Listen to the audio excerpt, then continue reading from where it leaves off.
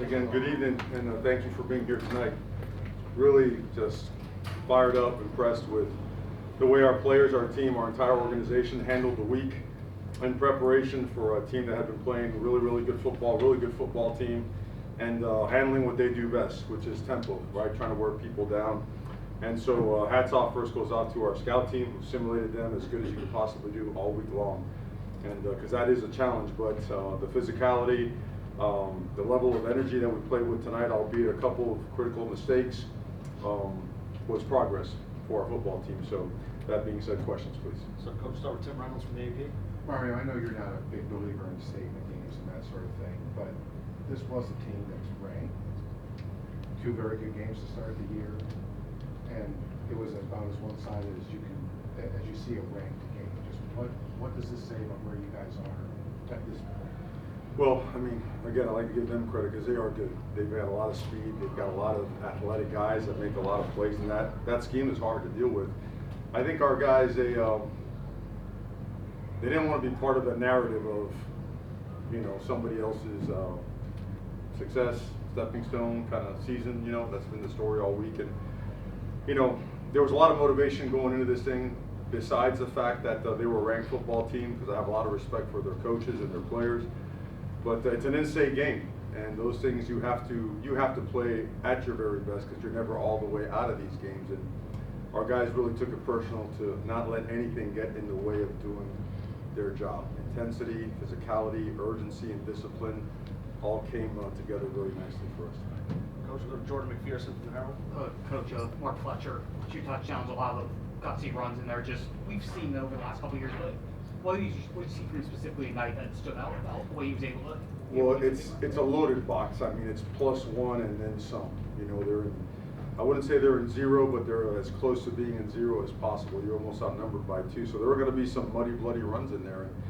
And he finds a way to make space and make holes and contact +2, and then as the game wears on, people start taking chances, trying to tackle him a little bit earlier, and not let his momentum go in, and that's when he's really dynamic. He starts making people pay. His jump cut is outstanding. His ability to accelerate, make people miss, and run through people is awesome. And he's got great eyes. He sees things great, and he gets better as the game goes on. The third and fourth quarter were certainly some of his best play. And the defense, you guys bent a few times, but didn't really break until that 1 touchdown late in the game. Just what did you see from him? Yeah, I thought the defense was awesome. I know they got down there, they kicked a couple field goals, but they had 4 3 and outs, I believe, an interception, a fumble, and we sputtered on offense. We really could have widened the gap a little bit, but we didn't. We got to get better at that. Certainly a lot of things to work on when we watch the film, but the defense, just the amount of pressure they put on their quarterback, the job they did on 1st and 2nd down to put us in favorable 3rd down situations,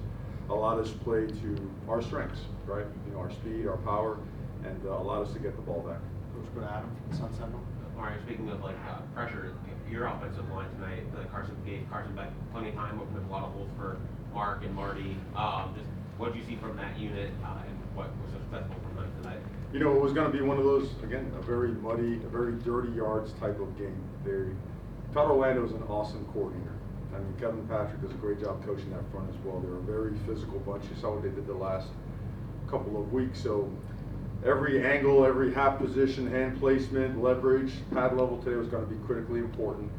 And then being able to fit and move piles was going to end up being the difference in 3rd and short, 4th and short versus the longer yardage situation. So I see physical play. I see guys chasing guys down the field. I see just constant progress and improvement in the type of culture that Coach Mirabal sets for that room on a daily basis. Coach, go to Brian London.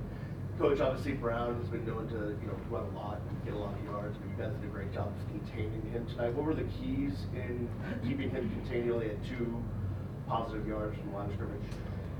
Well, again, he's a great player, and like preparing for him it's as difficult as you could imagine, because he does throw a great football. You saw the long passes he hit tonight. You almost hit another one there at the end. So a lot of diligence in watching film, a lot of schematic adjustment, and then some really hard physical play at the line of scrimmage, and getting 11 hats of the football. You see a lot of times it wasn't the first guy there, it was the 2nd or 3rd guy there trying to clean things up and getting him on the ground. You've got to wrap him up. You've got to get more hats of the football. You've got to get multiple people on him to eventually wear him down, because you saw what he did last week. He was running through people, so great job by our defense today. Coach, go to Giselle. Coach, you guys had a pretty big weather delay, where you had the momentum rolling into it and also came out of it with, that momentum as well with the score. What was something that you told the players, or what was going on during that weather delay? Relax. We practiced.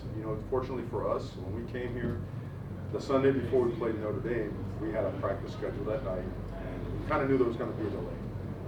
And we practiced the delay. We practiced what we're going to eat, what we're going to put in our body, how to keep the players engaged without keeping them too tight, right? Not to waste any energy.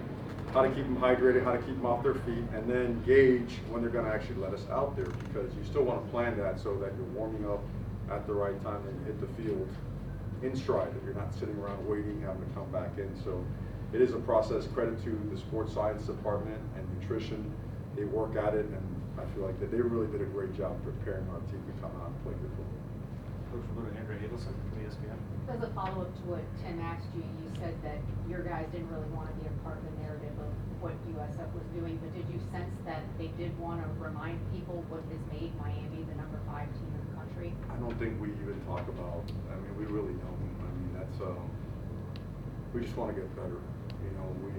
We got a really awesome group of dudes that they really just don't care about anything outside of Miami. And so the amount of time and effort, like true connection that they have, and the way that they approach their dailies, and the way that they just disallow things to get in the way, I think supersedes all that stuff. I think it's deeper than just noise. It's, you'll never not accept some extra noise, some extra fuel, but I think these guys are internally driven, and I think it showed up strong tonight. Coach, go to Walter Villa here from the Herald. Coach, your thoughts on Beck, not just him throwing the ball, but the added wrinkles running the ball as well? Well, he's a big guy that can flat out run, and the guy's a winner. He can hurt you in so many different ways. There's a couple he'd like to have back, but we also got to do a better job of the supporting cast on some of those, and create just better, a better distribution relationship between if we're running down the field. But yeah, he's done that. He's done that his entire career. He's really good at it. So it certainly adds to our offensive package and makes us a little bit more dangerous.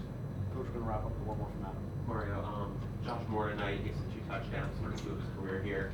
How much hard work did he put in to get onto the field as a freshman, and then kind of dynamism does he bring to the field with all there? Well, he's gifted beyond measure. He's certainly unbelievable human being, great upbringing, great parents, hard worker, spends a ton of time and benefits a ton from being around C.J. Daniels and Keelan Marion. Both had great games as well tonight. And what you saw today, we see in practice pretty frequently. Those that have visited practice during live play has seen it as well. So I think all of our young receivers, we've spoken about Malachi a bunch, but Chance and Dalen, Upshaw and guys like Nycard, they're coming on really strong too. So we're feeling better and better about our depth at wide receiver, and not only depth, but just the caliber of player there. Josh really shined tonight in a couple of different ways, and he's only going to get better.